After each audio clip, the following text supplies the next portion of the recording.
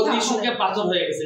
গুরুত্বপূর্ণ দায়িত্বে আছে এবং এটা একটি ভালো প্রতিষ্ঠান নির্বাচন কমিশনের। তো আমরা তাদের এই কর্মকাণ্ডের জন্য উনি ধন্যবাদ জানিয়েছেন যে তাদের কর্মকাণ্ডের জন্য যাতে নির্বাচনের ইমেজ কোনোভাবে যেন নষ্ট না হয়।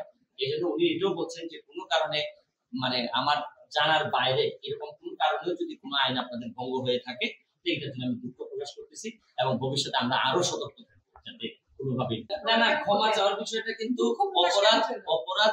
অপরাধ এডমিট করে কিন্তু ক্ষমার বিষয়। বিষয়টা কি আপনি যে আমার বিরুদ্ধে একটা অভিযোগ আনছেন, তো আমি একটা নির্বাচনী প্রচারণায় যাইনি, আমি গেছিলাম হচ্ছে কি ঘূর্ণিঝড়ে ক্ষতিগ্রস্ত একটা জায়গায়। এই জায়গাটাতে যে গেছি আমি তো মাথায় আমার ঘূর্ণিঝড়, মাথায় তো আমার নির্বাচনের এত আইন ছিল না। তো আমি আসলে ঠিক আইনের যে ব্যত্যয় ইন্টেনশনালি ঘটাইছি তা না। আমি কোনো আমার যে অপরাধ যেটা আমার বিরুদ্ধে আনা হয়েছে এটা আমার বিষয়টা এডমিশনের না। তারপরে এতটুকু জায়গা পর্যন্ত আসছে, আমাকে আরো একটু সতর্ক হওয়া দরকার ছিল যে কোনোভাবেই যেন এরকম একটা বড় সমাজ যখন হয় বা সমাবেশ হয় তখন যেন কোনোভাবে কোনো জিনিসের প্রতি সিগন্যাল না থাকে।